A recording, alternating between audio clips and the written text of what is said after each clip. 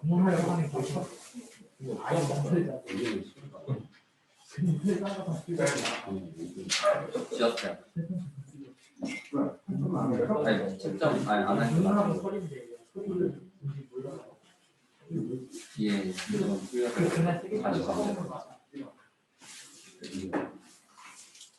속대 안 했지 너? 했어요. 아 근데 채점은 아니네. 아니 맨날 쓰고 바로 채점해. 쓰고 바로 채점해.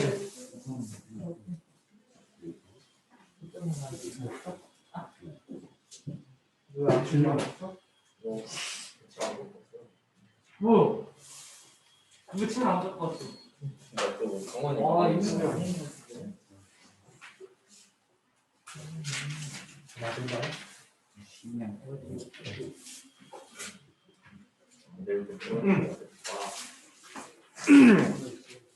다들 뭐 질문 없이 잘 했다고 하는데 생각보다 구석구석 생각지도 못했던 거 물어볼 수도 있으니까 두 번, 세 번 더 씌우고 알아서 복습해라고 하면 알아서 복습 안 하니까 1단원 시험 보고 또 이제 2단원도 시험 보고 다음 주에 시험 보기로 했다 얘? 응. 민규야 네. 시험 보기로 했지? 동아야 시험 보기로 했지? 내가 이번 주에 보기로 했나 싶어가지고 잘 됐다 라고 해서 이번 주에 시험 보려고 그랬는데 다음 주라 그러길래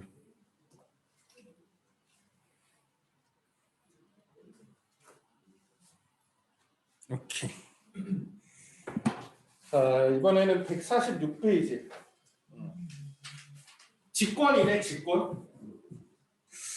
뭐 어려워하는 친구들도 뭐 간혹 있기는 하지만 귀찮아. 어려운 거들 귀찮아. 외울 게 많아. 다음 주에 그림 띄워놓고 해야지. 프로젝터 주문해. 겁나 비싼 거.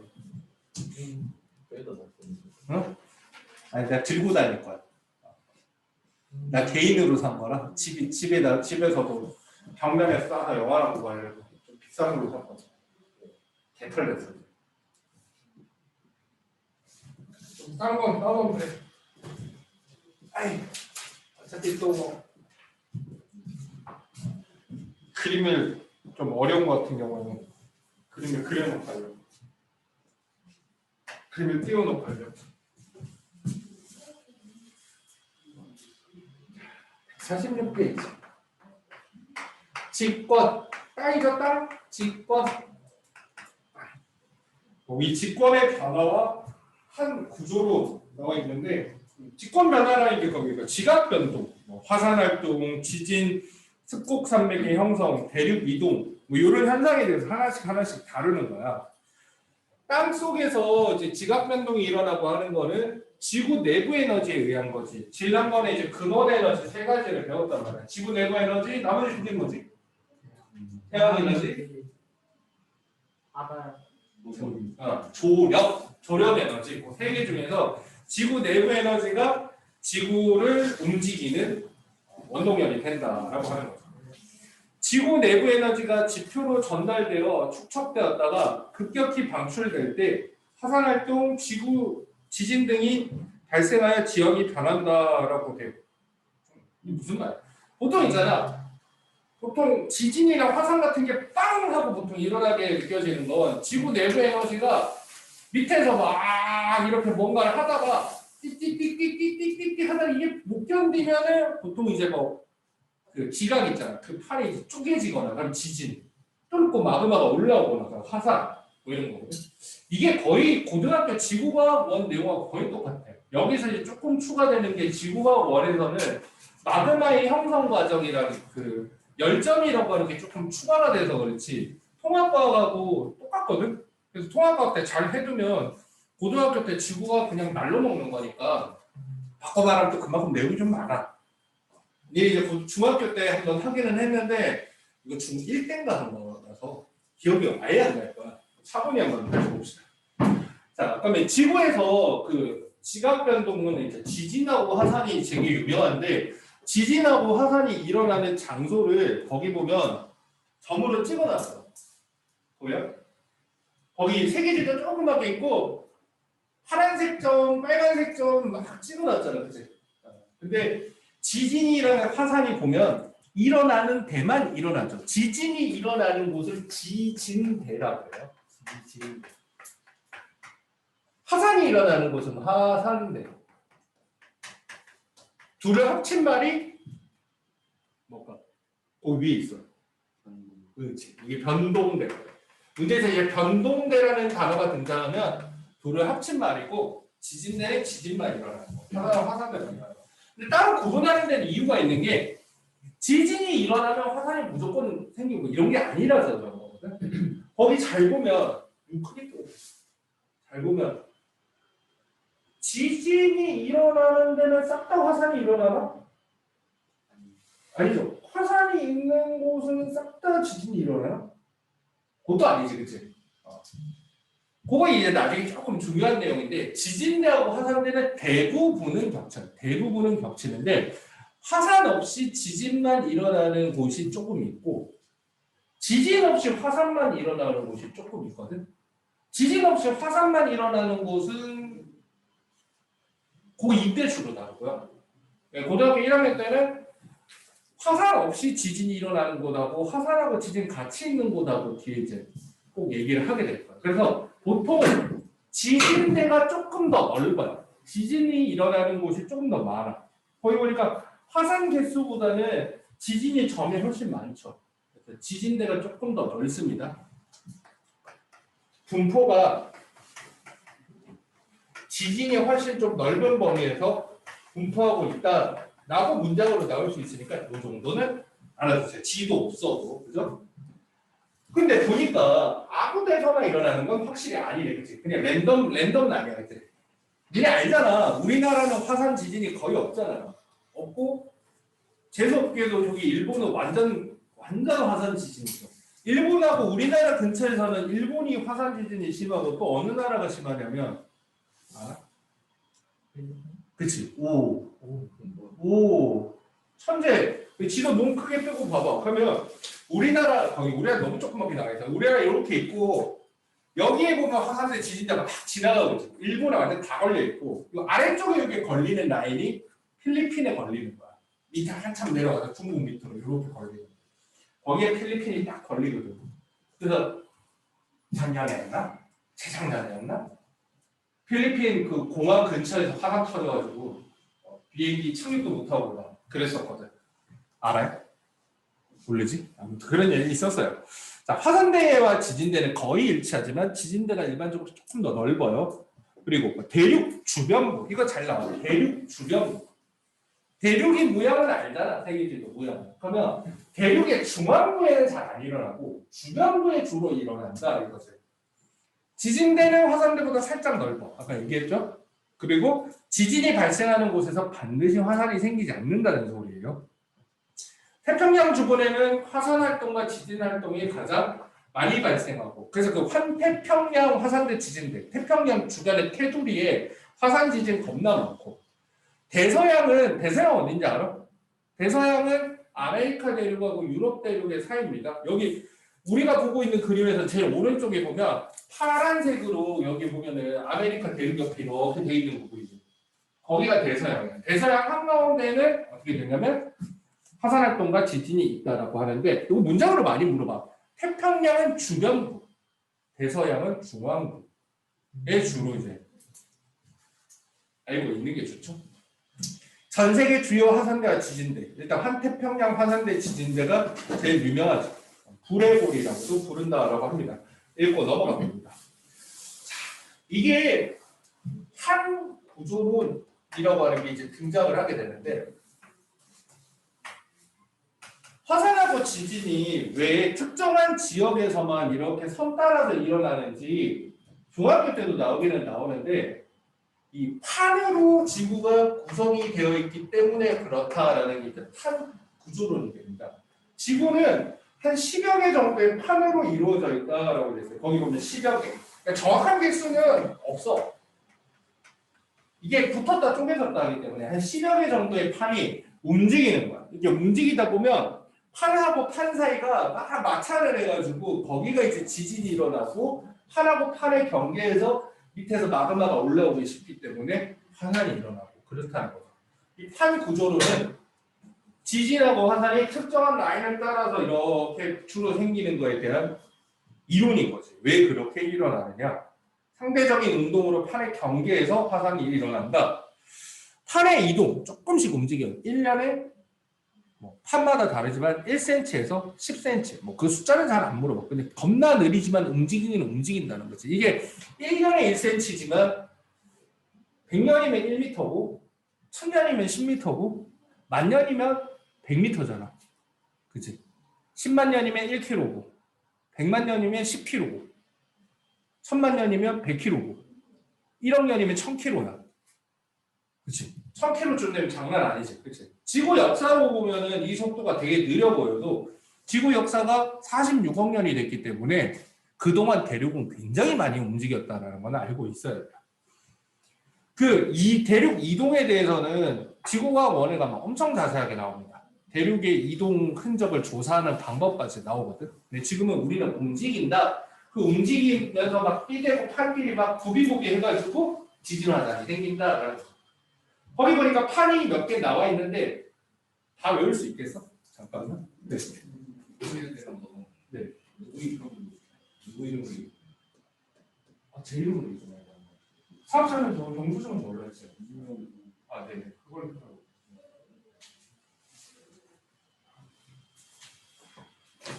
예.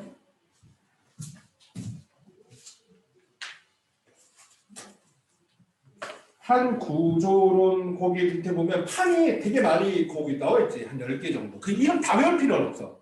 제일 유명한 판만 외우면 되는데 우리나라 근처에 있는 판때기만 외우면 돼요. 우리나라는 무슨 판에 있는 것 같아? 우리나라 필리핀 판에 있었죠. 필리핀 없어. 유라시아 판에 있잖아. 우리나라 찾아봐서 어디 있어? 여기 커다란 판에 있단 말이야. 커다란 판. 여기 유라시아 판. 유라시아가 유럽 아시아 합친 말이에요. 유라시아, 유럽 아시아 판 거기에 붙어 있고 우리가 이렇게 있으면 여기에 아래쪽에 뭐가 있냐면 여기가 필리핀 판이 있어. 필리핀 판. 그리고 유라시아 판하고 필리핀 판하고 여기에 뭐가 있냐면 태평양 판이 있단 말이야. 우리가 아슬아슬하게 경계를 피해 있는데 이게 세 판의 경계가 만나는 곳이라서 여기는 세계에서 가장 지진과 화산이 많이 일어나는 곳 중에 하나입니다. 그 필리핀판, 유라시아판, 태평양판 잘 봐야 됩니다. 거기 보면 화살표 보죠. 화살표. 그 화살표는 무슨 말이냐면 얘가 이렇게 움직이고 이렇게 움직이는 거예요. 지금 태평양판하고 유라시아판이 서로 밀고 가고 있다는 거야. 거기 보면 뭐 수렴형 경계라고 되어 있는데 그거는 이따가 또 얘기를 할 거야. 여기 태평양판이 이렇게 밀고 가고 있고 필리핀판이 밀고 가고 있는데 그런 화살표가 세부적으로 다 표시는 안 돼 있는데 대충 모양 정도만 보면 돼요. 그리고 뭐 북아메리카판하고 뭐 태평양판하고 만나는데 이런 데도 아주 가끔 시험에 나오지만 대부분은 유라시아판, 필리핀판, 태평양판 요 세 개가 제일 많이 나오고 그 다음에 두 번째로 빈도가 높은 거는 인도 오스트레일리아판 봐봐. 인도 오스트레일리아판이 이렇게 되어 있는데 여기 인도가 달려 있거든. 그리고 여기가 유라시아판이야. 여기 유라시아판하고 인도가 오스트레일리아랑 같은 조각에 있었고 이 두 개가 부딪히고 있는 거거든. 거기도 조금 신경 써서 봐주세요. 인도 오스트레일리아판하고 유라시아판하고 경계. 거기 3.7, 5.4 돼 있는 거 있지. 거기 부분도 좀 신경 써서 봐주시면 됩니다. 숫자는 안 외워도 돼. 판의 이동 속도는 못 외워도 상관없습니다. 자, 그 경계에 따라서 뭐 발산형, 수렴형, 보존형으로 구분한다라고 돼 있는데 경계가 세 가지 경계가 있구나 정도만 보면 됩니다. 뒤에 자세하게 나옵니다. 발산형, 수렴형, 보존형 세 가지 경계가 존재한다. 판과 판 사이에 경계선이 세 가지 타입이 있다 정도만 알고 있습니다. 자, 이 판 구조론을 제대로 공부하려면 147페이지 지구의 내부 구조에 대해서 공부를 해야 돼. 지구 내부 구조. 지구 내부 구조는 어떻게 조사하는지 알아? 이 안에 뭐 지각이 있고 멘틀이 있고 외액이 있고 내액이 있고 뭐 이런 거 나와 있는데 지구 내부 구조는 어떻게 조사하는지 알아요? 조사하는 거. 응? 싸가지고 또 뭘 싸? 어디서 뭐 들은 게 있는데? 초음파? 아니고 지진으로 발생하는 지진파 연구를 하는 거예요. 지진 연구 또는 지진파 연구를 통해서 압니다. 지구 내부 구조는 지진파 연구를 통해서 알 수 있는데 이게 사실 중학교 때 나오는 말이야. 나오는 말인데 고등학교 때도 보기를 잘 쓰거든. 근데 갑자기 나오면 니가 이게 뭔 말인지 모르더라고. 지진파 연구를 통해서 지구 내부 구조를 알 수 있으니까 은혜는 앉아. 자세하게는 안 나올 거야. 지진파가 뭐 P파가 있고 S파가 있는데 P파는 고체, 액체 상관없이 통과하고 S파는 액체를 통과 못해. 그리고 그 지진파들이 그 밀도에 따라서 파동의 이동 속도가 바뀌고 매질이 바뀌면 굴절을 하고 뭐 그러거든. 그걸 다 조사를 하는 건데 지구과학 2에 나옵니다. 지구과학 2. 지구과학 1이나 통합과학에서는 지구 내부 구조, 층상 구조를 지진파 연구를 통해서 알았다 정도만 알고 있습니다. 자, 거기 보니까 판의 구조에서 암석권하고 연약권 있는데 일단 기본적으로 내핵이 있고 외핵이 있고 멘틀이 있고 멘틀 겉부분에 딱딱하게 굳어버린 우리가 살고 있는 지각이 있는데 지금 여기서 말하는 거는 암석권하고 연약권 나오는데 요거 중요해. 암석권. 연약권이라고 하는데 실수하기 쉬운 부분이 암석권이 지각이 암석권이고 멘틀이 연약권이다 이렇게 생각하기 쉬운데 그게 아니고 암석권은 지각하고 멘틀 상부까지를 암석권이라고 봅니다. 그러니까 멘틀의 위쪽 부분하고 지각하고 합쳐서 딱딱하게 돌아다닌다고 생각을 해. 이걸 암석권이라고. 지각이 암석권이냐 이렇게 잘 물어봐. 함정이죠. 연약권은 멘틀 하부예요. 멘틀 하부. 거기 보면 깊이도 나오는데 뭐 깊이 숫자로는 100kg, 100km라고 돼 있는데 잘 안 나와. 문제에서 막 200km 해놓고 100km인데 속았지 뭐 이렇게 안 나와. 그냥 어느 정도 깊이까지는 암석권이고 그거보다 더 깊어지면 연약권인데 암석권이라고 하는 건 멘틀 상부하고 지각을 합친 거고 여기는 좀 단단해. 근데 멘틀 하부는 좀 물컹거려. 지난번에도 한번 얘기했던 것 같긴 한데 다시 한번 얘기하자면 멘틀은 고체예요. 고체. 액체가 아니고 고체는 고체인데 유동성 고체다라고 얘기를 하거든. 이 연약권 부분이 말랑말랑하단 말이야. 그 말랑말랑하기 때문에 움직이고 그 위에 딱딱한 부분이 떠서 같이 움직이는 그런 구조를 띠고 있다라는 거죠. 그래서 거기 보니까 지각과 상부 멘틀이 암석권이다. 연약권은 고체이지만 멘틀 물질이 부분적으로 녹아 있어서 유동성이 있는 고체이다라고 얘기를 하고 이 연약권은 대류가 일어납니다. 대류. 말랑말랑한 상태에서 움직여서 대류가 일어나고요. 암석권은 이게 판이기 때문에 판 구조로 해서 판이기 때문에 조각 나 있어요. 조각. 그 정도로 알고 있습니다. 그래서 연약권에 암석권이 둥둥 떠 있는 느낌입니다. 그래서 거기 밀도가 얘가 작기 때문에 떠 있다라는 얘기도 있죠. 따로 써놓지는 않을게. 당연한 얘기인데 잘 모르겠으면 무슨 말이면 신경 써서 봐두세요. 이런 말이 왜 있건지. 잘 모르겠으면 신경 써서 봐두세요. 연약권이 암석권 밑에 있는 이유가 밀도가 높고 암석권은 밀도가 낮아서 떠 있다. 이거죠. 자, 그다음에 거기 옆에 보면 그림이 바로 밑에 그림이 하나 나와 있잖아. 그 그림도 굉장히 잘 나오니까 한번 봐봅시다.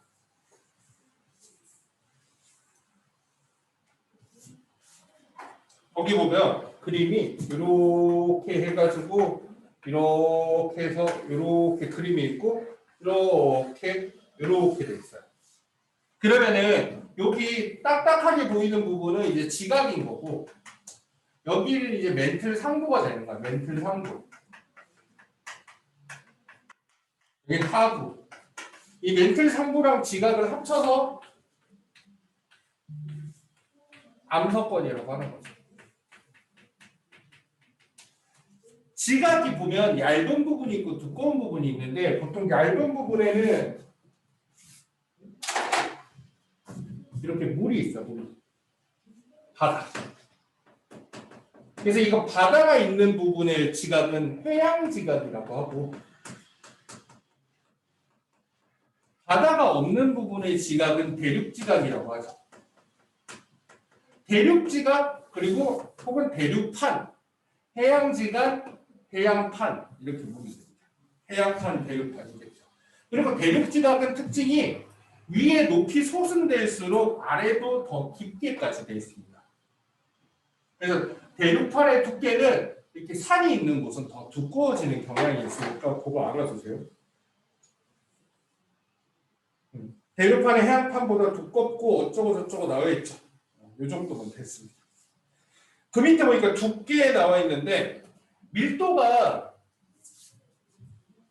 알고 있어야 돼. 거기 표 보면 나와 있는데 밀도가 해양 지각하고 대륙판하고 해양판이 있으면 대륙판보다 해양판이 밀도가 크단 말이에요.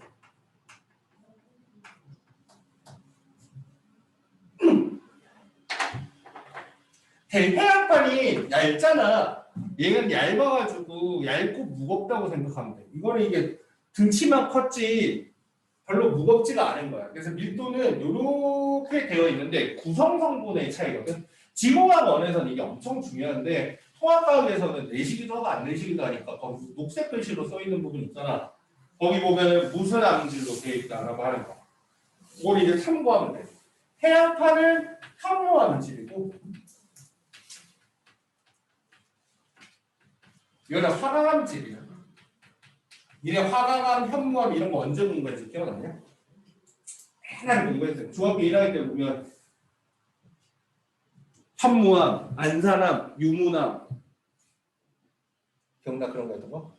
반려암 또 뭐 있지? 섬노감, 화강암 이렇게 했거든. 6개의 그 돌멩이 이름에 대해서 배운단 말이야. 그 6개의 돌멩이 중에서 현무암이 좀 무거워, 밀도가 커. 화강암은 가벼운 거야. 그래서 이렇게 해놓거든. 그리고 왜 현무암이 무겁냐 그러면 보통 어두운 광석들이 무겁고요. 밝은 광석들이 가벼워. 그래서 이렇게 밀도 차이가 나는 거야. 핵문제지 지구가. 그냥 쭉 전구나요. 여기가. 근데 제주도에 현무암 나는 건 아니지 않아? 현무암은 대부분 알잖아. 구멍 punkpunk 뚫린 거. 그래서 현무암질이 우리 제주도는 바다라고 생각해. 그냥 아예. 제주도에 현무암이 많은 건 제주도가 해양이라서 그렇다 생각하면은 현무암질이 대륙이었더라 해양이었더라 그건 좀 더 헷갈리게. 나도 그렇게 외웠거든. 제주도에 현무암이 많은 게 제주도가 해양이라서 이렇게 외웠거든. 약간 제주도는 대륙보다는 섬이니까 바다 느낌이 크잖아. 그렇게 되어버렸어. 그 다음에 판이동의 원동력이라고 얘기를 했는데 아까 전에 연약권에서는 대류가 일어난다고 그랬잖아. 이 멘틀 하부에서는 대류가 일어나요. 뜨거워지면 올라가고 차가워지면 내려가. 그게 그림이 나와 있는 거야. 뜨거워지면 올라가고 또 지구 중심부는 뜨거우니까 올라가고 또 위쪽으로 올라가면 식으니까 내려오고 이런 거지. 물론 물 같은 액체가 아니기 때문에 대류는 아주 천천히 일어나는 거야. 아주 천천히 올라간다. 이것도 더 느리게 가자. 이렇게 대류가 일어난다는 거. 그래서 거기 보면 멘틀이 올라가는 부분이 있고 내려가는 부분이 있다 보니까 이 올라가는 부분을 기준으로 해가지고 멘틀이 올라갔으면 양쪽으로 흩어져야 될 거 아니야. 여기를 기준으로 해가지고 판들이 좌우로 벌어지게 되는 거야. 그래서 그 벌어지는 그림이 거기 나와 있죠. 멘틀이 이렇게 상승하는 부분에서는 판때기가 찍 하고 갈라져서 이렇게 움직인다는 거죠. 반대로 멘틀이 이렇게 하강하는 부분에서는 판때기가 어떻게 되냐면 이렇게 해서 둘이 와서 부딪히게 될 거야. 아까 전에 무순형 경계 했는데 이게 멘틀이 올라가는 부분이냐 내려가는 부분이냐에 따라서 결정이 되거든. 그 명칭은 바로 다음 장에 나오니까 그때 보면 되고 판이 왜 이동하느냐? 여기서 판이 이동하는 원동력은 멘틀의 대류다. 그거 알고 있어야 돼요. 멘틀의 대류는 판을 이동시킨다. 한 구조로 해서 대륙 이동하는 거죠. 그 밑에 확대경 실험 그거 굉장히 잘 나오는데 엄청 쉬운데 이상하게 낚이거든. 그 낚이는 포인트만 얘기를 해줄게. 그 밑에서 가열을 하면 우유가 뜨거워진 우유는 올라가서 지금 내려오잖아, 그렇지? 그럼 그게 대류를 하고 그거에 따라서 코코아 가루를 파우더를 위에다 뿌려놓으면 그 코코아 가루가 가운데를 기준으로 해갖고 쭉 벌어지게 된단 말이야. 이렇게 우유의 영향을 받아가지고 우유가 이렇게 올라오니까 밑에서부터 이렇게 올라오니까 위에다 뿌렸던 코코아 가루가 이렇게 바다 갈라진다. 그래서 그거 보는 거야. 즉 멘틀의 대류에 의한 판의 움직임을 보는 건데 어떻게 낚시를 하냐면 코코아 가루가 거기 뭐라고 돼 있어요? 코코아 가루가 뭐에 해당하는 거래? 그치? 판이라고 돼 있잖아. 근데 문제에서 지각이라고 잘 나와. 지각이 아니고 판이야. 그거만 조심하면 돼. 아까 말했지만 판이 통째로 이동을 할 때 지각하고 멘틀 상부를 합친 거기 때문에 거기 우유에서 여기 코코아 파우더 벌어질 때 코코아 가루를 지각이라고 하면 틀린 거야. 연락치사 빠졌어. 근데 되게 이 통합과학이 이제 4년 차가 되는데 매해 뭐 어느 학교에서 한 군데 정도는 낚시질로 나오는 거. 뻔한 떡밥에 낚여가지고 파닥파닥 하지 말고 코코아 가루는 지각이 아니고 판이다라는 거. 그거 신경 쓰세요. 그다음 149페이지가 이제 앞에 내용은 이해하기 위한 베이스면 149페이지가 이제 시험에서 많이 나오는 내용이죠. 거기 보면 판의 경계의 종류와 지형 뭐 이런 거 나오는데 대류가 멘틀의 대류가 일어나면 올라가는 부분도 있고 내려가는 부분도 무조건 생기게 돼요. 그러면 이렇게 올라가는 부분이 있어가지고 이렇게 벌어지는 부분을 발산 극한까지 배우는 사람은 용어가 좀 쉬울 거예요. 수학 시간에 수렴 발산 배우거든. 그런 적 있었어요? 네. 고2 수학이 나오지 않나? 수렴 발산? 거기까지 안 했으면 처음 들어봤을 건데 발산이라는 거는 흩어진다는 얘기야. 흩어진다는 거. 반대로 여기서는 와서 두 판때기가 모인단 말이에요. 그럼 이거는 수렴. 거기 판때기 모양도 잘 보시고요. 밑에 멘틀의 대류도 잘 보세요. 멘틀의 이동 방향이 안 나와 있어도 거기 생김새 보면은 대충 알 수 있어요. 거기 보면 수렴형 경계하고 발산형 경계하고 모양 자체가 좀 달라요. 거기 발산형 경계는 보면 판때기 생김새가 이렇게 돼 있죠. 이렇게 해갖고 이렇게 돼 있잖아요. 이렇게 이제 멘틀이 올라와가지고 이렇게 되는 부분은 이렇게 돼 있단 말이죠. 여기는 뭐냐면 두 판이 멀어지는 곳이고 멀어지고 나면 벌어지니까 구덩이가 생기는 게 아니고 밑에서 계속 마그마가 올라와가지고 들러붙게 된단 말이에요. 그래서 여기 발산형 경계는 판이 생성이 되는 곳이야. 판이 생성.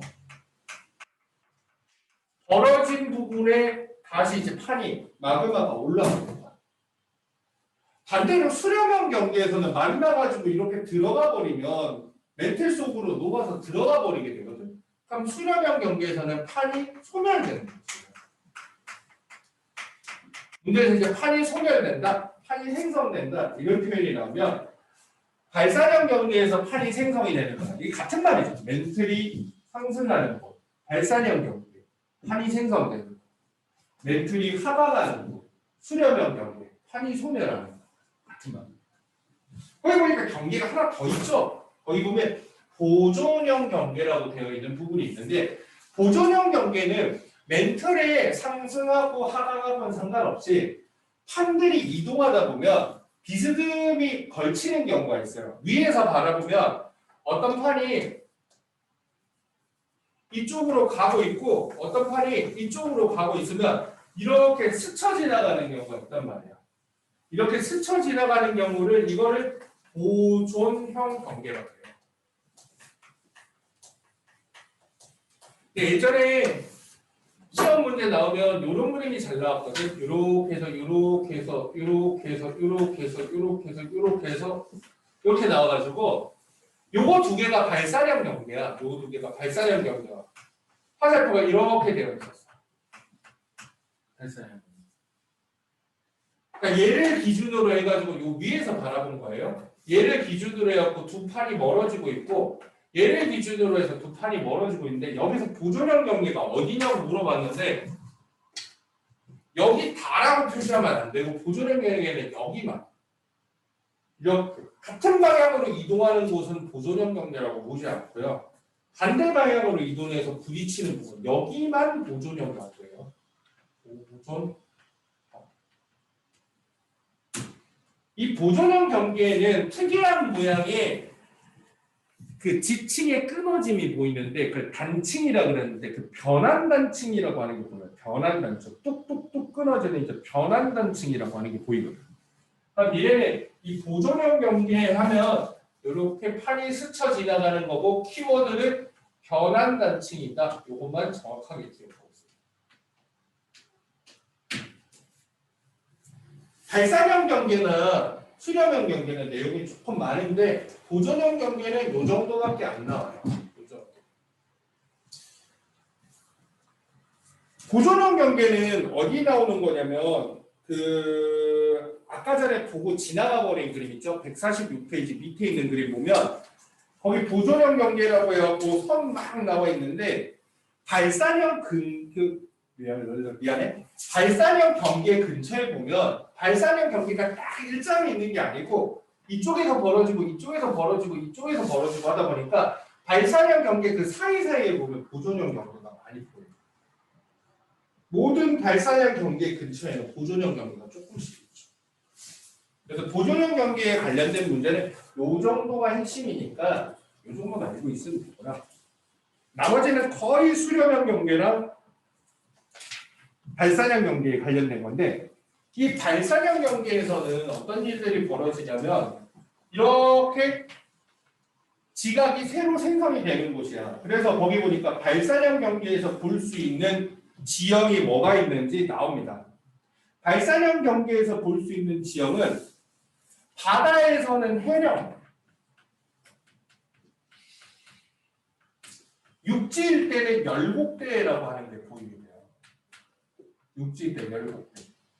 지금 나는 해양지각을 그린 거라 가지고 이건 해령의 모습을 그린 건데 이제 이거 그림 잘 보면 제일 오른쪽 편에 봐. 149페이지 그림 첫 번째 그림 보면서 우리 공부하고 있는 거예요.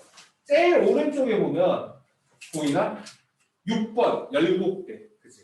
이것도 발산형 경계인데 육지에서 발산형 경계가 생기면 열곡대라고 하는 게 생겨요. 이게 바다에서는 해령이라고 해가지고 바다 밑바닥에 이렇게 골짜기처럼 생기면서 육지가 이제 새롭게 생성이 되는데 땅이 생성이 되는데 열곡대라고 해서 육지에서는 이렇게 땅이 찢어지면서 계곡 같은 게 생기게 되거든. 그래서 밑이 뜨거운 계곡이라고 해서 열곡대라고 얘기를 합니다. 열곡대. 보통 있잖아. 아까 전에 그림을 봐도 그렇지만은 대부분의 발산형 경계는 바다 밑바닥에 있는 경우가 많아. 정말 잔다. 발산형 경계는 대부분 바다 밑바닥에 많아. 그래서 해령이 가장 많이 볼 수 있는데 발산형 경계가 육지에 있는 경우가 거의 없거든. 거의 없는데 한 두 군데 정도가 있어가지고 그건 이따가 얘기를 할 거야. 그래서 열곡대 어디 있는지도 알고 있어야 돼. 그다음 거기 수렴형 경계를 한번 보세요. 수렴형 경계에는 근처에 뭐가 있냐면 호상열도, 해구, 그리고 뭐 습곡상맥 이런 게 보이게 되는데 이 수렴형 경계에서 볼 수 있는 지형은 호상열도, 해구, 습곡산맥 이런 걸 볼 수 있는데 호상열도의 대표가 일본이에요. 일본. 이게 어떻게 되는 거냐면 대륙판이 이렇게 판때기가 이렇게 있고 있으면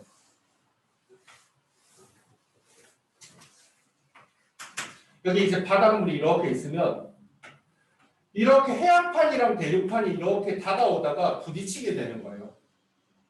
부딪히게 돼가지고 이렇게 와서 이제 말려 들어가게 되거든.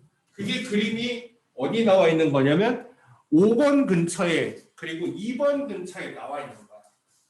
근데 만약에 여기가 육지가 아니고 아예 그냥 양쪽 다 바다였으면 봐봐. 이게 해안판이 있고 여기 다른 해안판이 있어가지고 여기 와서 부딪히게 되면 이렇게 말려 들어가면서 여기에서 마그마가 생성돼요. 여기서 마그마가 생성되면서 마그마가 뚫고 올라와가지고 여기서 지각을 뚫고 화산이 발달하게 되거든. 이렇게. 그럼 이게 화산섬이 이렇게 올라오게 되면 바다에서 보면 어떻게 섬이 쭉 올라오게 되는 거죠. 그래서 호상열도의 도가 섬도자예요. 섬도자. 섬도자. 열도는 이제 열작용에 의해서 생긴 섬이라는 거죠. 근데 이게 하나만 올라오는 게 아니고 이거를 위에서 보게 되면 위에서 바라보게 되면 이렇게 해서 이렇게 하고 밀고 들어가게 되면 화산이 여기도 생기고 여기도 생기고 여기도 생기고 여기도 생기고 여기도 생기고 이렇게 주르륵 생기게 된단 말이에요. 위에서 보면 이렇게 섬이 나란히 있어가지고 그걸 호상열도 이렇게 쭉 호로 생긴다 해서 호상열도라고 하는 거. 이 호상열도는 생긴 대표적인 나라가 일본이에요. 일본. 그러니까 일본 자체가 주 해양판 이쪽에 태평양판에서 오던 게 대륙판 유라시아판에 충돌을 해가지고 밑으로 말려 들어가면서 이렇게 화산 활동을 한 거야. 그걸로 섬이 생긴 게 일본인 거야. 그러니까 지금도 계속 화산 폭발이 일어나고 지진이 많이 일어나는 게 어쩔 수가 없죠. 걔네들은 판의 경계에 딱 위치한 지역이다 보니까 그게 호상열도고 이게 앉아가지고 들어가다 보면 이게 말려 들어가거든. 이게 말려 들어가요. 말려 들어가면 여기가 깊어지죠. 여기 깊어지면 여기가 해구가 되는 거야. 해구. 이게 어렸을 때 뭐 이런 것도 지구에 이런 것도 있다 이러면서 책 보고 하다 보면 지구에서 제일 깊은 곳 뭐 이런 거 막 어디서 보지 않았어? 그치? 마리아나 해구라고 들어봤지? 그런 거 관심 있는 친구들은 세계에서 제일 높은 산이 어디고 바다에서 제일 깊은 곳이 어디고 막 그런 거 막 어렸을 때 책 막 보잖아. 마리아나 해구 어딘지 알아? 응? 마리아나 해구가 필리핀 아까 전에랑 태평양판 부딪히는 데 있어요. 자, 조금만 더 봅시다. 거기 보면 해구, 아까 전에 마리아나 해구 얘기했는데 마리아나 해구 위치가 어딘지 궁금하면 그 필리핀판 근처에 있어요. 나중에 한꺼번에 얘기하려고 그랬는데 사실 니네가 154페이지를 다 외워야 되거든.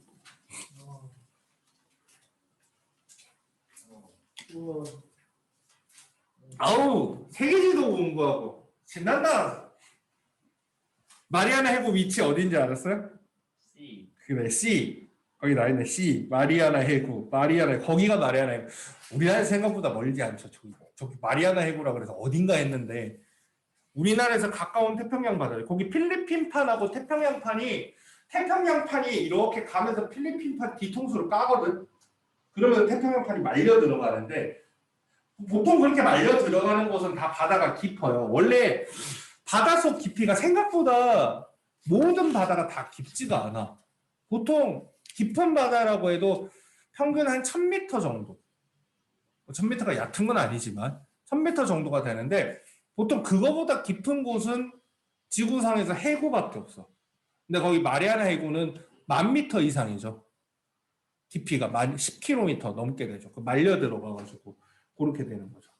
거기서 이왕 핀 김에 몇 군데 볼까? B는 우리가 알고 있죠. 거기가 일본이 있는 자리잖아. 일본이 화산 활동으로 일어난 섬인 거야. 그 태평양판이 유라시아판을 때리고 태평양판이 아래로 들어가면서 여기서 화산 활동해가지고 일본이 올라가요.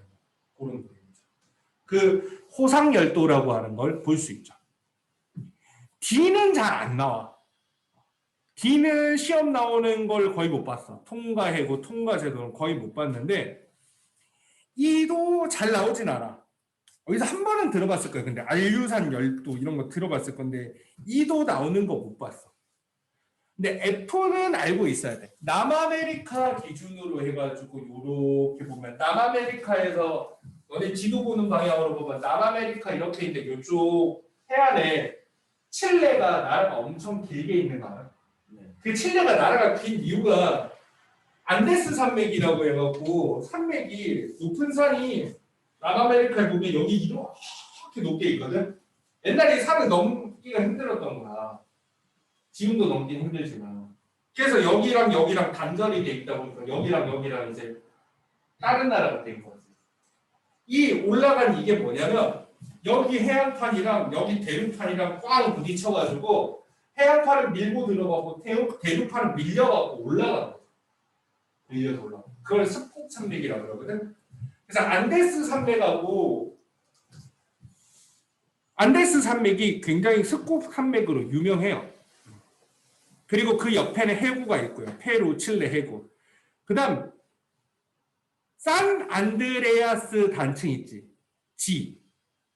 H는 볼 필요가 없어. H는 그 바닷속에 보면 그 이렇게 삐쭉삐쭉 돼 있는 데가 다 변환 단층이라 가지고 그거는 따로 안 나오는데 산 안드레아스 단층이라고 돼 있는 거는 거기 보면 미국 캘리포니아 쪽에 보면 있어요. 보여요?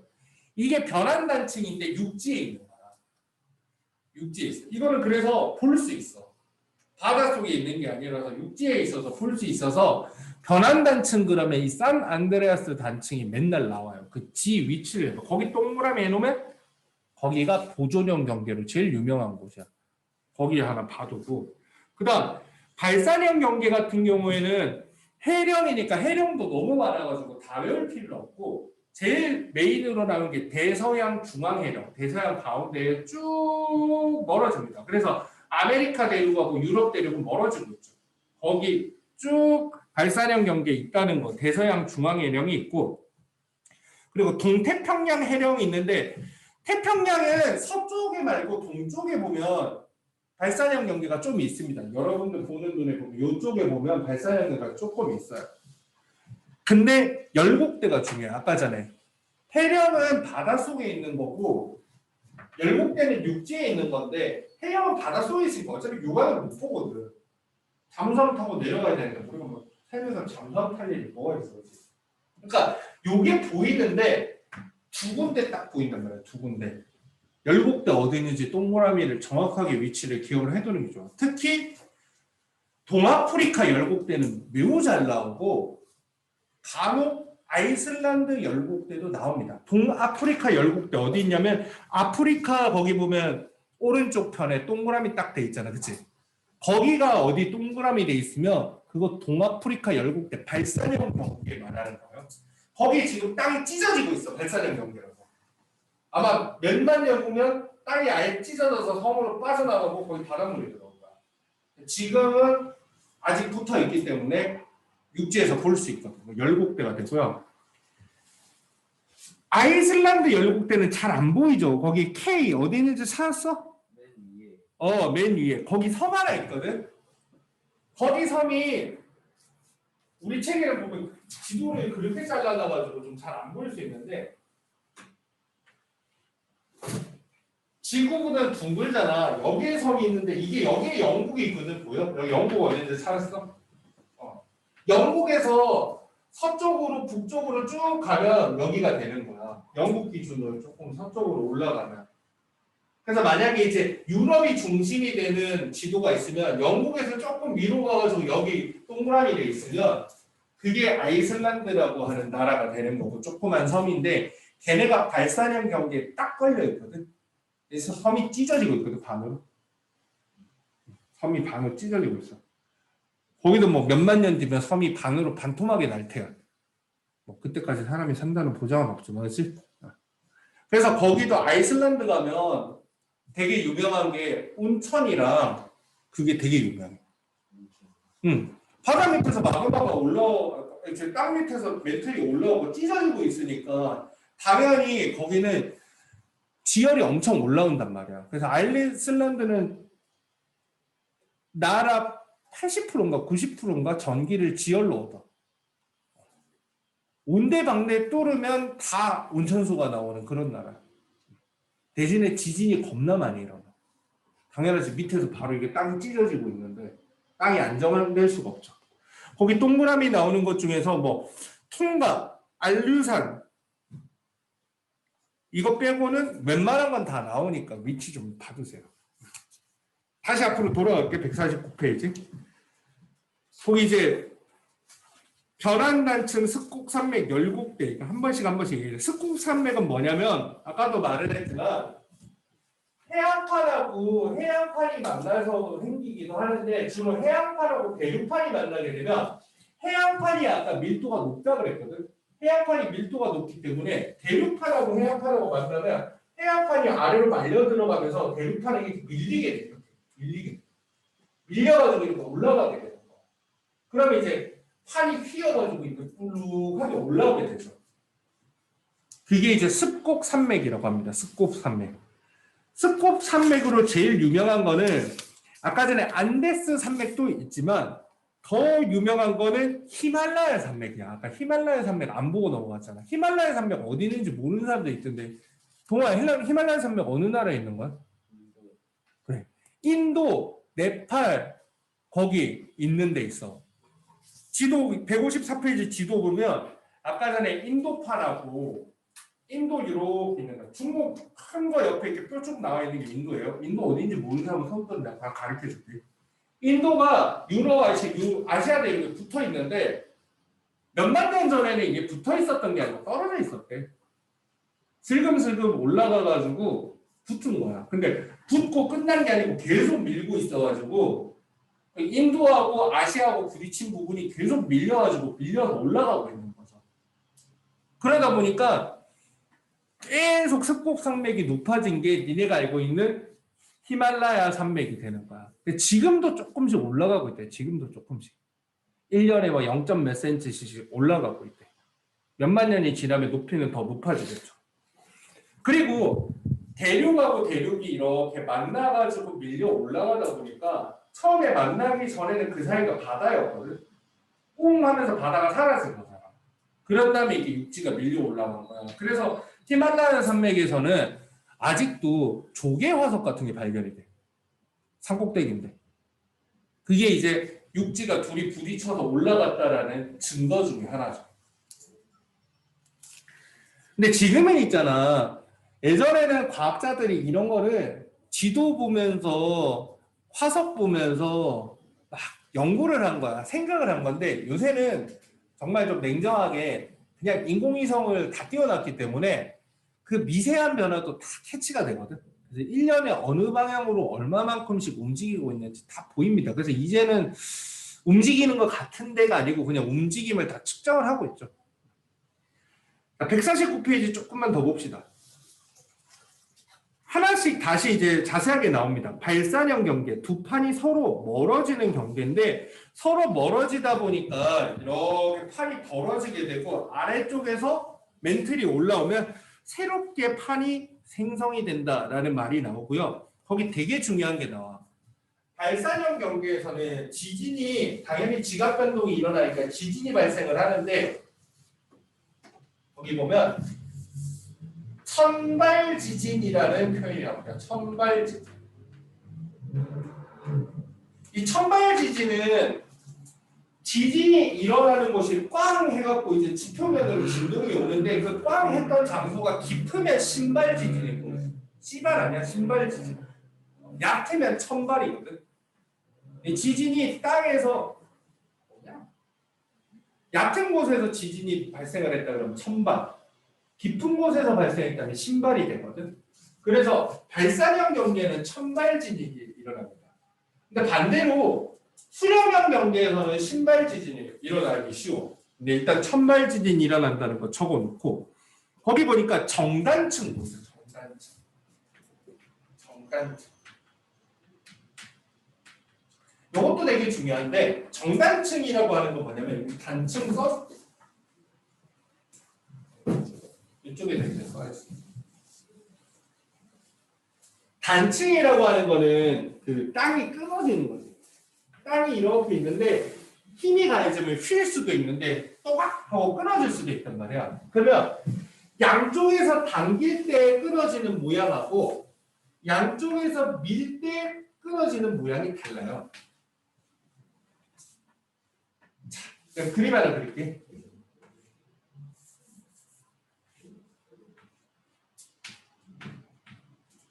이거는 양쪽에서 밀어야 이런 모양이 될까? 당겨야지 이런 모양이 될까? 밀어야 돼, 당겨야 돼. 그치? 구분 되지, 총괄은. 밀어야지 이렇게 될 거 아니야, 그치? 좌우가 짧아진 것만 봐도 알 수 있잖아, 그치? 그러니까 이거는 밀면, 이렇게 밀면 얘는 이런 식으로 되는 거야. 근데 그림은 좌우가 바뀔 수도 있으니까 그림이 좌우가 바뀌었다고 해서 당황하지 마세요. 오른쪽 게 아래로 내려갈 수 있는데 오른쪽 게 위로 갈 수도 있잖아, 그치? 이렇게 될 수도 있잖아, 그치? 좌우가 짧아진 게 특징. 짧아져. 반대로 이렇게 당기게 되면 어떻게 되면 좌우가 벌어져요. 이렇게. 이렇게 벌어져요.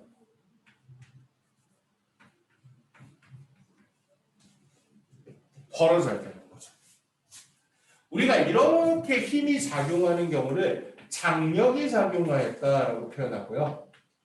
이렇게 힘이 작용하는 경우는 횡압력이 작용하였다라고 하거든요. 나오는 용어야, 문제에서. 그러면 발산형 경기에서는 멘틀이 이렇게 올라오면서 이렇게 팔이 벌어지게 되거든. 벌어지니까 여기 있던 땅들이 좌우로 어떻게 돼? 당기게 되겠지. 그러니까 이때는 장력을 받아가지고 정단층이 일어나거든. 아까 전에 장력이 뭐라 그랬어? 이게 장력이야. 이게 정단층이야. 근데 보통 이제 좌우에서 당긴 장력을 받은 건지 좌우에서 누른 횡압력을 받은 건지 그림을 모르세요. 그러면 대부분 잘 해. 그건 별로 안 어려운데 이게 어려워. 이게 뭐가 정단층이고 뭐가 역단층인지 물어보면 좀 많이 헷갈리거든. 이 장력을 가했을 때가 정단층이에요. 그리고 횡압력을 가했을 때가 역단층이에요. 외우는 건 어떻게 외우는지는 모르겠는데 나는 이렇게 기억해. 쌤은 일단 문제에서 상반, 하반을 구분을 시키는데 이렇게 자르면 요걸 기준으로 위쪽에 있는 게 상반이고 이게 하반이야. 만약에 그림이 이렇게 있으면 여기가 상이야. 좌우로 따지는 게 아니고 위쪽, 아래쪽으로 따지는 거예요. 상반, 하반이라고 하는데 정단층은 상반이 내려가는 게 정단층이야. 이 보면 얘가 상반이거든. 위에 있던 거라서 상반이 내려가고 하반이 올라갑니다. 상반이 내려가고 하반이 올라갑니다. 위에 있던 게 내려오고 밑에 있던 녀석들이 올라가야 돼. 그래야지 좋은 거지. 정단층. 하나만 확실하게 외우는 거야. 나는. 그러니까 뭐가 똑바르냐? 위에 있는 놈 끌어내리고 밑에 있는 놈들이 올라가야지. 그게 이제 똑바로 가는 길이라고. 그게 정단층이라고. 난 그거 하나 외우는 거야. 두 개를 외우려면 헷갈리니까. 역단층은 별로 안 좋아. 상반이 더 위로 올라가. 잘하던 놈들은 더 잘하고 못하는 놈들은 더 못하고 잘 사는 사람들은 더 잘 살고 못 사는 사람들은 더 못 살고 진짜 나라가 어찌 될 처지인지 그치? 이게 엉망진창이야. 이게 역단층이야. 나는 하나만 외워. 정단층 하나만. 위에 게 내려오는 게 정단층. 위에 게 내려오는 정단층. 그림으로 구분할 수 있어야 돼요. 발산형 경계에서는 좌우로 당겨지는 힘이 작용하기 때문에 정단층이 주로 보입니다. 거기가 발산형 경계에서 볼 수 있는 내용들. 그리고 해력 열곡대까지. 그리고 특히 이 열곡대는 지구 전체에 2군데밖에 없기 때문에 잘 기억을 해둬야 돼요. 이거는 동아프리카랑 근데 이름보다는 지도에서 위치를 알아야 돼요. 동아프리카랑 얘는 아이슬란드. 왜냐면 지도에서 동그라미 해놓고 그 지역에서 무슨 정단층이 일어나기 쉽다, 역단층이 일어나기 쉽다 이딴 소리를 하거든. 근데 지도에서 동그라미 해놓으면 여기가 열곡돼 있는 데고 발산형 경계라는 거 알고 있어야 문제를 풀 수가 있어요.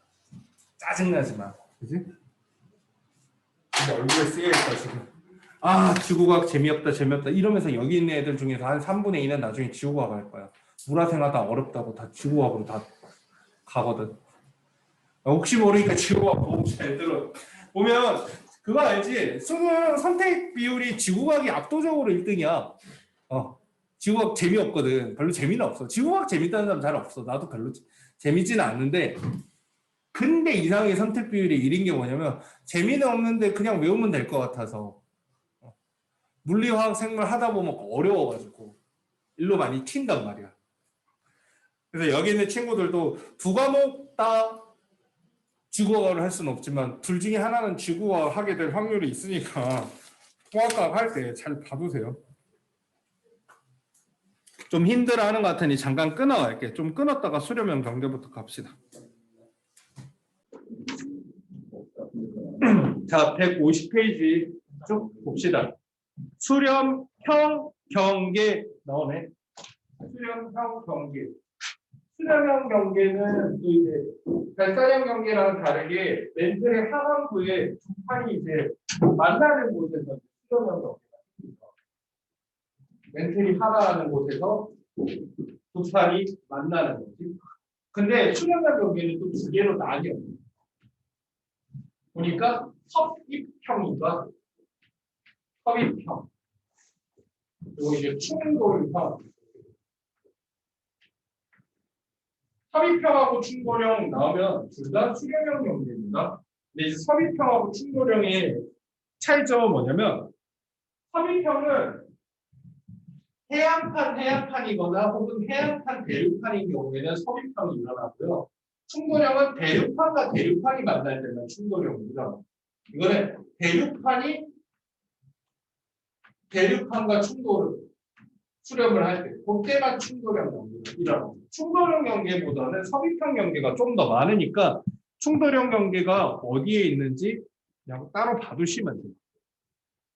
거기 보니까 멘틀이 하강하는 곳에 내려가는 거예요. 근데 위에는 보니까 밀도가 비슷하다, 밀도가 크다 이렇게 표현되어 있는데 대륙판 같은 거는 둘 다 밀도가 작아. 그래서 부딪혀서 아래로 내려가려고 해도 자꾸 떠버린단 말이에요. 그래서 그냥 둘이서 부딪혀서 밀고 올라가거든.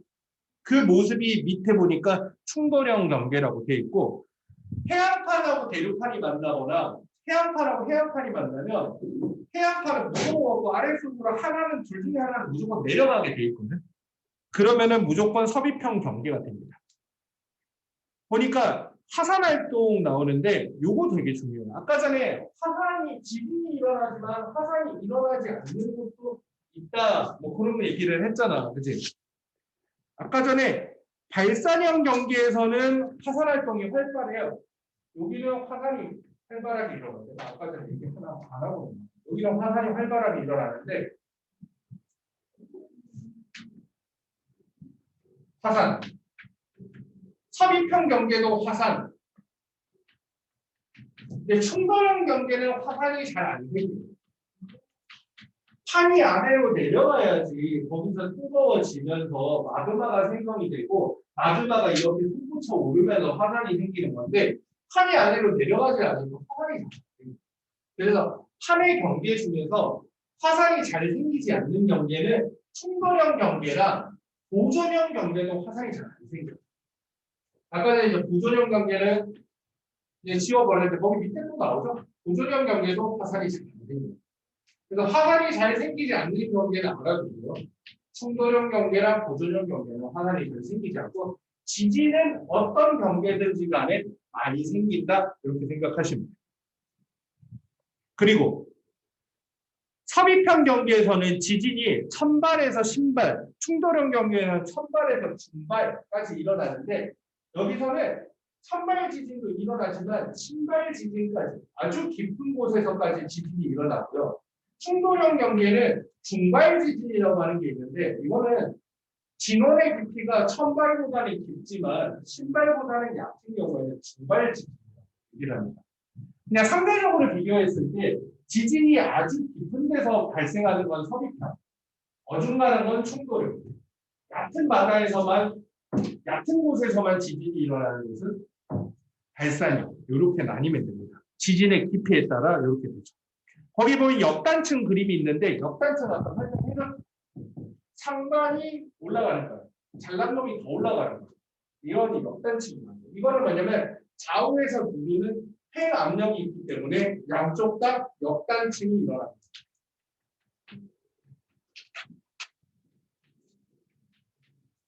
팽 압력이 작용하는 거야. 팽 압력. 팽 압력. 정단층하고 역단층은 발산형 경계하고 수렴형 경계의 차이점이니까 보고 받으시면 돼요. 자, 수렴형 경계에서 발달하는 지형은 해구, 토상열도, 습곡산맥이 있는데 아까 전에 그림으로 한번 얘기했으니까 다시 한번 눈으로 봐주세요. 근데 대륙판과 대륙판이 충돌할 때는 습곡산맥만 생기고 대륙판하고 해안판이 부딪히면 해구도 생기고 토상열도도 생기고 습곡산맥도 생기고 경우에 따라서 다 생길 수 있는 거죠. 그래서 대륙판하고 대륙판이 충돌할 때는 해구는 당연히 바다가 없으니까 안 생기고 화산이 안 일어나니까 호상열도도 안 생기는 거야. 그래서 습곡산맥만 일어나고 다른 두 가지 섭입형 경계는 세 가지 지역마다 지역 모두 경우에 따라서 볼 수 있다는 거죠. 그 다음 보존형 경계. 아까 그 충돌형 경계는 히말라야 산맥이 대표적입니다. 인도판하고 인도 오스트레일리아판하고 유라시아판이 부딪히는 곳이 충돌형 경계. 거의 한 군데밖에 안 나오니까 거기 위치까지 아까 지도 보면서 기억해줘야 되고 보존형 경계는 아까 그림 그려줬죠. 보존형 경계는 정단층이나 역단층이 일어난다고 안 하고 변환단층이 일어난다고 하거든요. 변환단층. 그냥 옆으로 찢어지는 거는 변환단층이라고 해요. 위아래로 찢어지는 게 아니에요. 그래서 그냥 변환단층이 일어나고 천발 지진만 자주 발생해요. 다 했어. 끝났어. 변환단층 아까 육지에서 볼 수 있는 변환단층이 딱 하나 있다 그랬지. 이게 151페이지 그림 나오네. 거기 산 안드레아스 단층인데 그 미국에 있는 건데 거기 보니까 육지인데 땅이 누가 금 그어 놓은 것처럼 칼집 내놓은 것처럼 쪼개져 있죠. 그게 지금 이렇게 갈라져 있어요. 북아메리카판하고 태평양판이 옆으로 밀고 지나가는 거죠. 이런 지권의 변화가 지구 시스템에 미치는 영향은 뭐냐? 일단 화산 활동해가지고 화산 불출물이 쏟아지는데 화산 불출물은 세 개입니다. 세 개. 화산가스, 용암. 니네가 알고 있는 이렇게 줄줄줄 흘러내리는 거 용암. 마그마랑 용암을 구분을 못하는 좀 비슷한 거 아니에요? 그런데 마그마는 밑에 멘틀이 액체 상태로 녹아가지고 멘틀은 원래 고체예요. 지구가 원해서 이게 되게 중요한데 멘틀이 마그마 아니에요. 그런데 멘틀이 뜨거워져가지고 경우에 따라서 멘틀 일부가 액체로 바뀌는 걸 마그마라고. 멘틀은 고체 상태로 있다가 어디가 약간 녹아버려. 그럼 마그마가 돼. 그럼 그 마그마가 뚫고 올라오는 게 화산인데 마그마가 지표로 나오면 거기서 기체가 많이 빠져나가. 화산가스. 기체가 빠져나가고 질질 흘러내리는 건 용암이야. 그래서 질질 흘러나는 게 용암이고요. 화산 세설물은 뭐냐면 화산 폭발할 때 뭐가 막 튀거든. 하면서 막 튀어나가거든. 거기 보면은 화산 암계, 화산력, 화산재, 화산진 등의 고체 물질이다라고 얘기하는데 요거 이상하게 나는 이걸 굳이 알아야 되나 싶어. 나는 개인적으로는. 근데 이거 크기 순서대로 배열하세요 하거나 이거 화산 분출물 4개 쓰세요 하는 학교도 있어. 이거는 나중에 시험 전에 꼭 읽어야 되는 거야. 아, 이거 시험에 잘 나온다. 체크해도 돼요. 화산 암계, 화산력, 화산재, 화산진 그 4개를 합쳐서 화산 해설물이라고 하는 거야. 크기에 따라서 앞에 게 큰 거야. 화산은 암계, 주먹만한 게 막 톡톡 튀어나오는 게 화산 암계. 그리고 화산역은 이제 조그만 자갈 같은 거거든. 자갈 역자야. 혹시 여감이라고 들어봤어? 니네 여감? 중1 때 여감 3, 세일 할 때 그 여감. 그 자갈이 역이에요. 화산 역이 힘역자가 아니고 자갈 역자거든. 화산 암계 암은 주먹뱅이, 그냥 큰 돌멩이. 화산 역은 자갈. 화산 재는 말 그대로 재. 지는 분진할 때 먼지가 되는 거죠. 한자를 알고 있으면 무슨 뜻인지는 아는데 그래도 어차피 안 외우면 주관식으로 못 쓰거든. 이거 시험에 잘 나오니까 체크해도 돼요. 화산 분출물 4가지. 재작년이었나? 어느 학교에서 나와가지고 애들 이거 쓰라 그랬다고 선생님 시사하고 난리 있습니다. 내가 그거 나올 수도 있다 그랬잖아요. 그거 외웠으면 바로 쓰는 건데 선생님이 나온다고 했다는 것만 기억나요. 이렇게 못 썼대. 나중에 시험 때는 안 외우면 못 쓰는 이런 거. 니네 알거든. 아무리 암기를 한다 그래도 읽으면서 생각나는 게 있고 그냥 종이에다 쓸 수 있어야 되는 게 있는데 이런 거는 읽으면서 생각나는 것들이 아니에요. 이런 건 따로 신경 써서 외우는 수밖에 없어요. 됐죠? 그 밑에 화산 활동의 영향.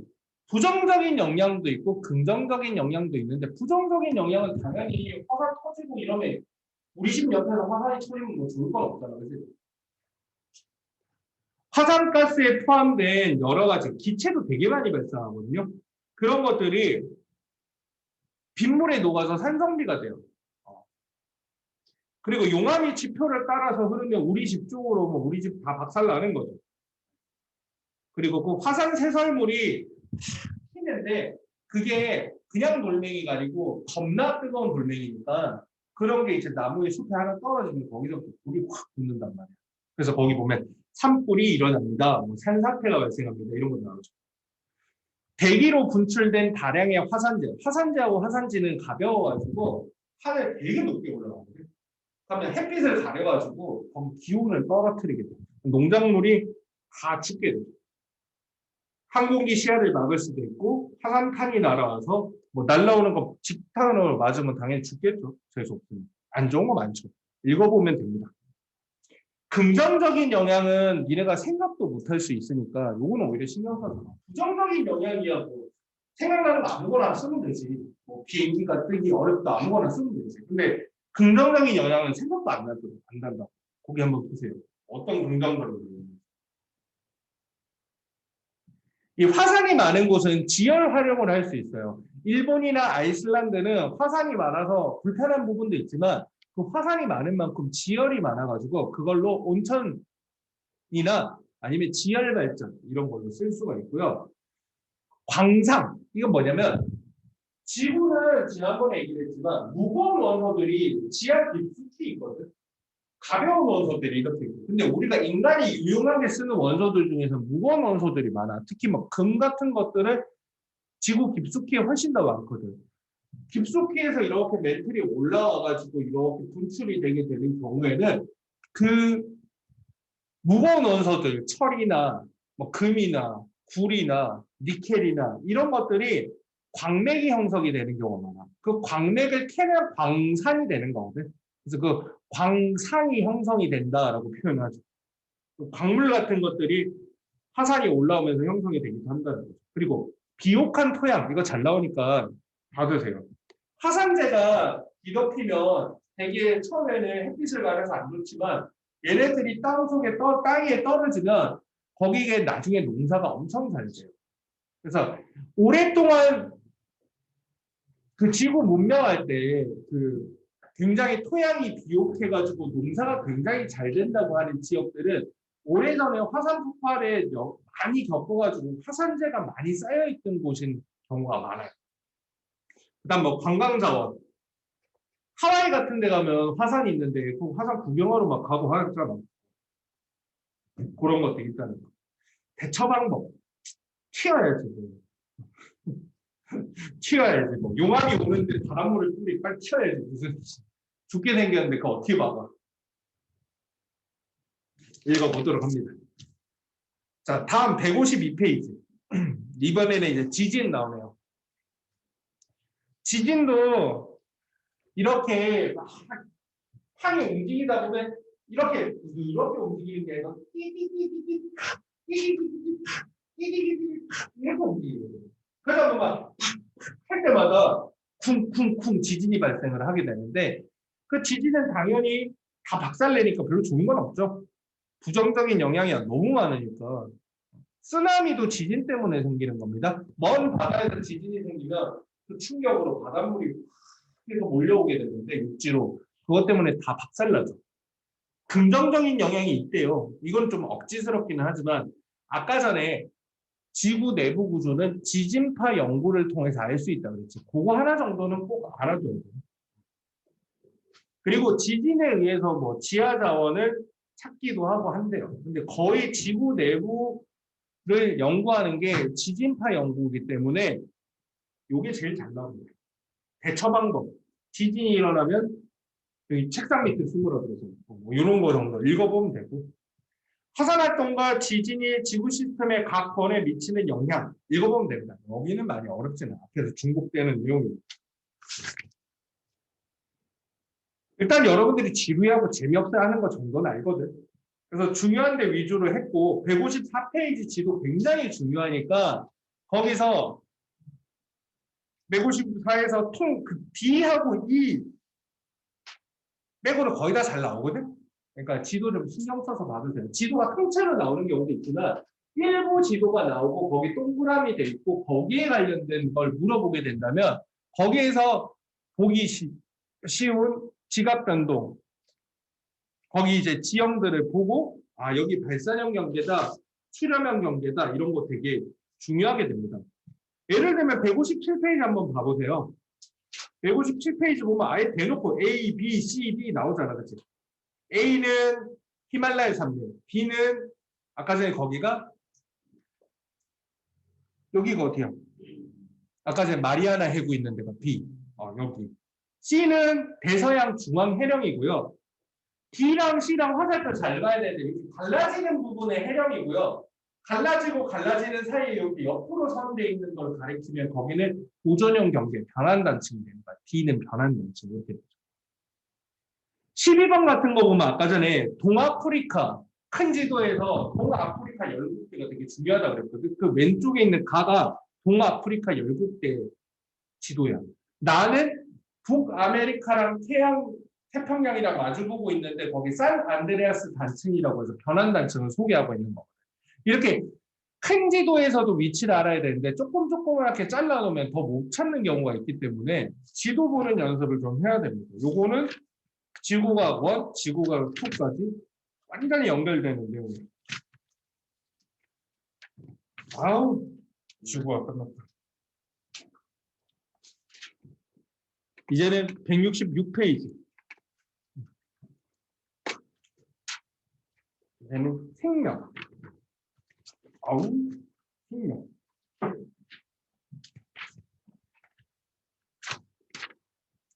(166페이지랑) (167페이지) 한번 읽어보세요. 선생님이 읽어주는 것도 뭐 괜찮긴 한데 이래 좀 지루해하니까 166페이지, 167페이지 한번 읽어봅니다.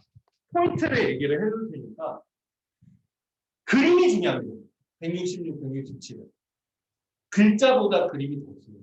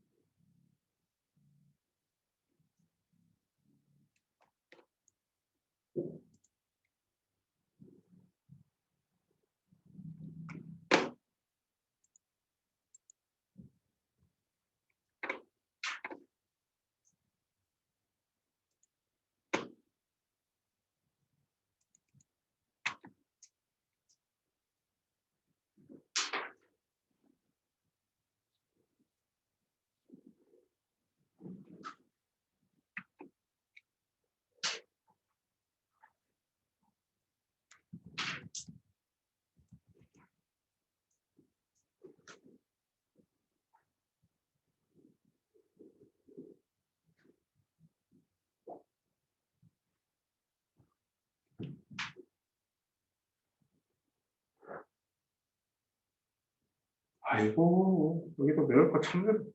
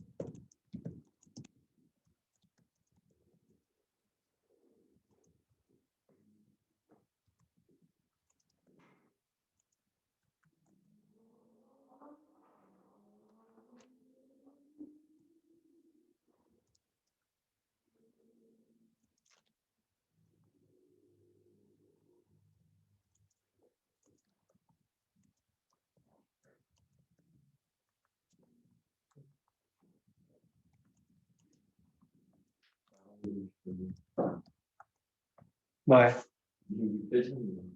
민규. 네. 세상 다 살았어?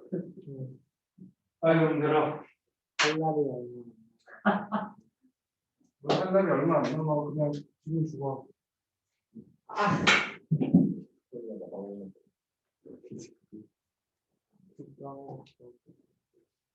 그런 거 있어?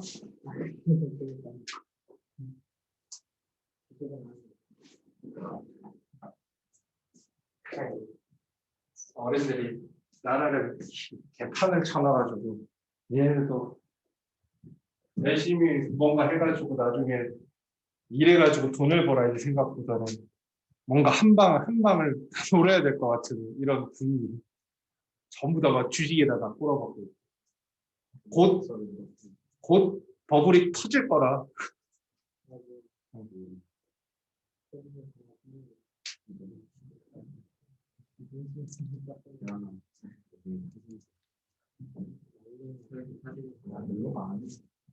한번 더 이거다 우리 일부러 이러고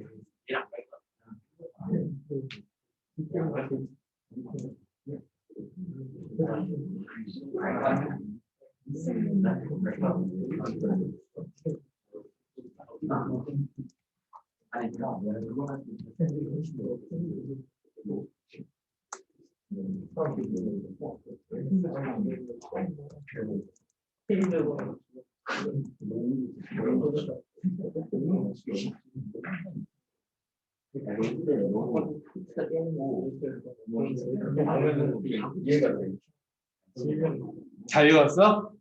네. 166페이지, 167페이지 보면 행간 처음 보는 내용은 아닐 텐데 이제 완전히 외워야 되니까 계속 쓰는 거라. 그 세포의 구조에 대해서는 중학교 때도 나오기는 합니다. 근데 고등학교 올라오면 조금 더 자세하게 나와가지고 새로 추가되는 내용이 좀 있을 거예요. 그 세포 조직 기관 개체 그거는 이제 생명 시스템의 그 구성 단계에 대해서 얘기하는데 세포에 보면 그런 말이 있거든. 구조적 기능적 단위다라고 되어 있는데 그 말 되게 중요하니까 알아보세요. 세포는 구조적으로도 그렇고 기능적으로도 그렇고 최소 단위가 됩니다. 생명 시스템의 구조적 기능적 단위. 구조적 단위라는 건 이거를 쌓아 올려서 생명체가 된다는 의미고 기능적 단위라는 거는 세포 하나가 이론상으로는 온전한 생명체라는 뜻입니다. 세포 하나에서 다 돌아가게 되어 있거든요. 세포 하나는 완전한 생명체라고 보는 거죠. 그 다음에 세포가 모이면 조직이 되고, 그리고 조직계,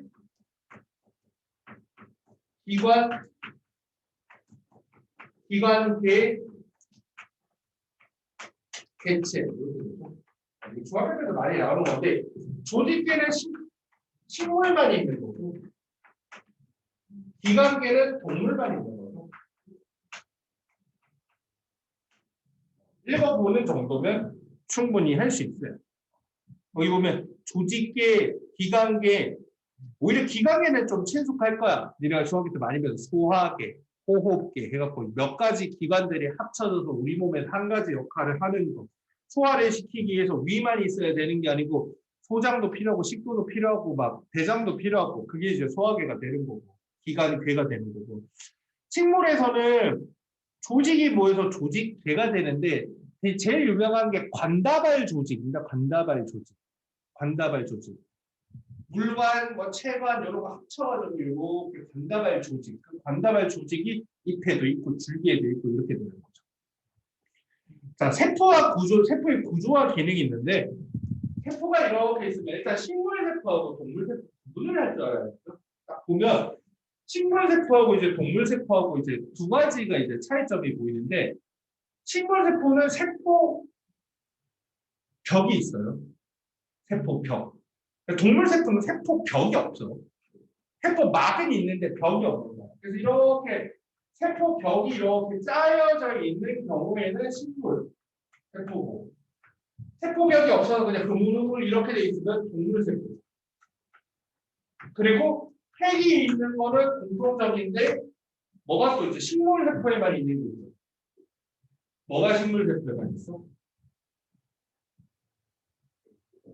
액포? 액포는 아니야. 엽록체.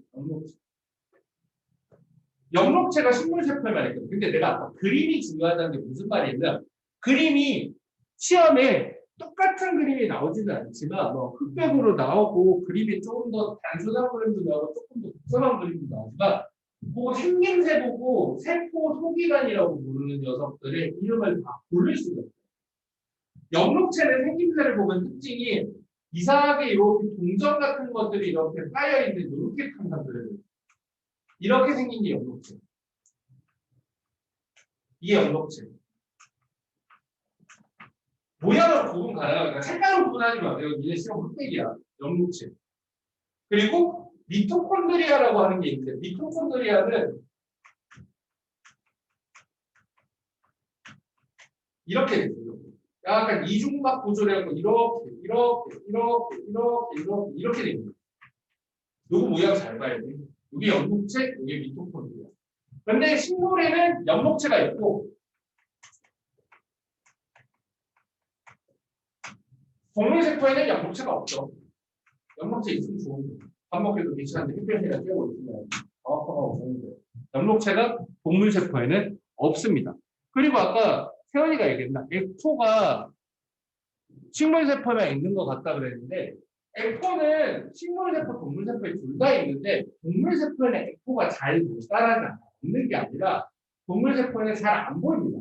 그래서 식물 세포에는 액포가 이렇게 빈 공간처럼 이렇게 있는데 동물 세포는 액포가 있어도 되게 조그맣게 생겨서 잘 발달하지 않는다라고 표현하거든요. 그럼 액포가 없냐 그러면 없는 건 아니야. 만약에 식물세포랑 동물세포 있을 때 식물세포에만 볼 수 있는 건 두 가지 모르세요 있을 때 액포, 엽록체 이렇게 방식이에요. 액포กับ엽록체 이렇게 써요. 여기는 엽록체가 있지만 잘 발달하지 않습니다. 나머지는 이제 공통이야. 핵이 있고 핵 옆에 보면 이렇게 쭈구리가 있거든.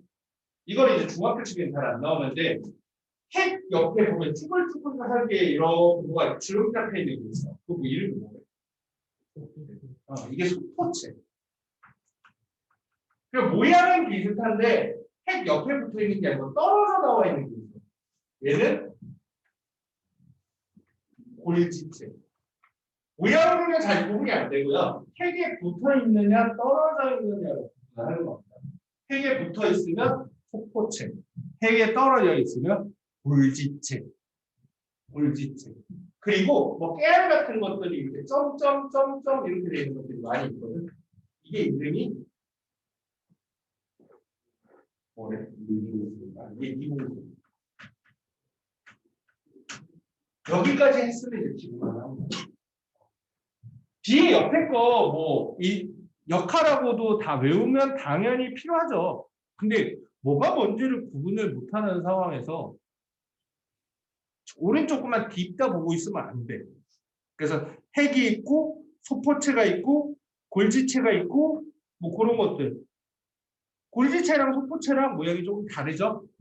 비슷비슷하고 조금 다른데 떨어져 있느냐 붙어 있느냐로 구분하면 돼. 핵에 붙어 있는 건 소포체, 떨어져 있는 건 골지체. 이렇게 보면 돼. 소포체에 보면 소포체 벽에도 막 점점점점점 많이 붙어 있거든. 그 소포체에도 리보솜이 붙어 있을 수 있어서 그래. 생명과학 2 가면은 어떤 선생님들은 1학년 때도 알려주기도 하는데 생명과학 2 가면 소포체에 그 리보솜이 붙어 있는 부분이 있고 붙어 있지 않은 부분이 있는데 붙어 있는 부분은 거친 면 소포체, 붙어 있지 않은 부분은 매끈 면 소포체 이렇게 알려주기도 하거든. 근데 선생님이 그런 거 알려주면 오버하는 거야. 자기가 이제 뭐 생명과학 전공이거나 해가지고 되게 안다고 막 째는 건데 고등학교 1학년 기준으로는 그게 안 나와. 근데 학교에서 혹시 얘기해주면 아, 그런 것도 있구나. 그거는 원래 생명과학 2에 가면 더 자세하게 나오는 거구나 라고 하면 돼. 거기가 생명과학 2 가면 막 리소좀도 나오고 뭐 몇 개 더 나오거든. 근데 지금 이게 기본이니까 기본만 일단 정확하게 해두세요. 핵, 소포체, 골지체, 리보솜. 그리고 내가 여기다 안 그랬지만 미토콘드리아는 당연히 있어야 됩니다. 그래 놓고 각 세포 소기관이 우리 몸에서 해주는 역할을 하나씩 봐야죠. 핵은 세포에서 가장 큰 세포 소기관, 제일 많은 부피를 차지하고 있대요. 뚜렷하게 관찰된다. 핵막으로 둘러싸여 있다. 뭐 이렇게 돼 있죠. 리보솜, 막으로 둘러싸여 있지는 않고 DNA 유전 정보에 따라 단백질을 합성한다라고 얘기했는데 이거는 뒤에 가면 한번 설명이 더 나오기는 나옵니다. 저기 가면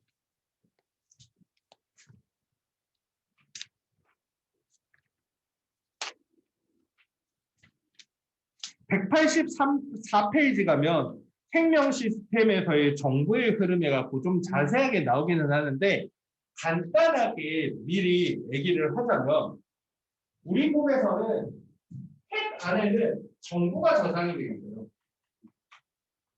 핵 안에 DNA의 정보가 저장이 되어 있는데 이 DNA에 담겨있는 정보는 예전에도 우리 DNA 한번 했었잖아요. DNA에 담겨있는 정보는 그냥 정보일 뿐인 거야. 이 정보로 단백질을 합성을 해야 우리 몸에서 그 정보가 겉으로 드러나게 되는 거야. 단백질을 합성을 해갖고 머리카락이 자라고 단백질을 합성해서 피부가 생기고 해야지 이 사람이 겉으로 정보가 드러나게 되는 건데 이 DNA 정보를 바탕으로 리보솜에서 단백질을 합성을 해요. 근데 거기는 자세하게 안 나와 있는데 아까 뒤에 가면 나오는데 미리 간단하게만 얘기해 주자면 DNA에 있는 정보를 일부를 리보솜에 이렇게 전달을 해줘요. 그때 해주는 게 RNA가 역할을 해주거든. 그래서 DNA에 있는 정보를 RNA가 리보솜에다 전달을 해주고 리보솜은 그 RNA 정보를 바탕으로 해서 단백질을 만들게 돼요. 그거 알고 있으면 거기 읽기가 조금 편해서 저장하고 있는 DNA가 있고 리보솜은 DNA의 유전 정보를 전달을 받아서 단백질이 합성되는데 잘못 읽으면 리보솜이 여기 들어가 버리는 거예요. DNA의 일부 정보가 RNA로 밖으로 방출이 됩니다. 그러면 얘가 그걸 받아서 단백질을 합성한다라고 생각하시면 돼요. 그리고 소포체. 역할을 외울 수밖에 없죠. 소포체랑 이제 골지체 구분하고 나면 둘이 말이 되게 비슷하거든. 소포체랑 골지체랑. 근데 골지체는 주로 분비, 소포체는 주로 합성, 운반. 소포체는 보니까 뭐 둘러싸인 납작한 주머니와 간으로 되어 있으면 이건 어차피 안 물어봐. 어떻게 생겼느냐? 그림에서 고르면 끝나는 거야. 니네한테 모습을 묘사라고 하지는 않는단 말이야. 핵막에 붙어 있다. 핵에 붙어 있다는 게 포인트죠. 근데 그 뒤에 역할을 잘 봐야 돼. 리보솜에서 만든 단백질이나 단백질을 골지체나 다른 세포의 다른 부위로 운반을 하거나 지질을 만들어요. 그러니까 단백질을 리보솜에서 만들어주면 얘네가 저장하고 있다가 옆에 전달을 해주거나 얘네가 또 지질도 아까 만들어요. 지질 만들어서 옆에 전달을 해주거나 해. 그러면 골지체가 그걸 보통 받아가지고 뭘 하냐면 골지체는 세포 밖으로 내보낸다 그런 말이 있을 거야. 그치? 골지체가 소포체를 통해서 전달된 단백질, 지질 만든 다음 낸 거를 세포 밖으로 내보내야 되거든. 예를 들면 소화효소라고 하는 게 있어도 소화효소를 이 세포 안에서 만들었으면 그걸 분비를 해야 되잖아. 분비를 할 때 골지체가 이렇게 들고 나가서 세포 밖으로 뱉어주거든. 근데 거기 보면 아래쪽에 확대경 보면 이렇게 골지체가 조그마한 주머니 같은 걸 만들어 밖에 내보내게 되거든. 이걸 이제 분비 순항이라고 하는데 여기에다가 물질을 싸가지고 내보내요. 거기 보면 골지체에서 막 물질을 싸가지고 이렇게 내보내면 걔네들이 세포막에 닿으면 이렇게 닿여가지고 이렇게 열리게 돼요. 이런 식으로 열리면서 물질들이 이렇게 분비가 돼요. 그렇죠? 그러면서 이제 세포막과 합쳐집니다라고 되고, 그 다음에 엽록체, 식물에만 있는 광합성을 하는 곳이고, 그리고 미토콘드리아 굉장히 중요한 거야. 미토콘드리아는 호흡이 일어나는 장소입니다. 호흡이라고 니네 중학교 때 배웠잖아. 포도당을 분해해가지고 에너지를 만드는 행위인데 세포 안에서는 미토콘드리아에서 그게 일어나는 거예요. 그 바로 밑에 있죠. 그만하자. 에이, 너무 힘들어.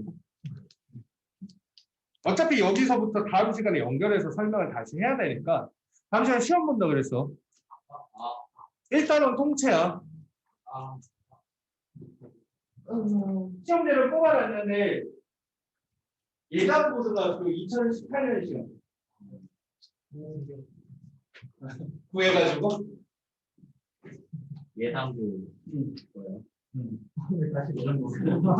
니네 처음 보는 시험이니까 생각보다 좀 더 틀릴 수도 있고 뭐 준성에 맞을 수도 있고 하는데 지금 시험 보는 건 당장 시험이 아니라 학교 시험 보기 전에 니네가 실제로 기출로 시험을 보면 생각보다 다 맞추기도 힘들고 생각보다 아예 모르는 것도 아닌데 좀 헷갈린다라는 걸 경험을 해보라고. 시간 맞춰서 다음 시간에 잘 오고 다음 시간에 시험 볼 거야.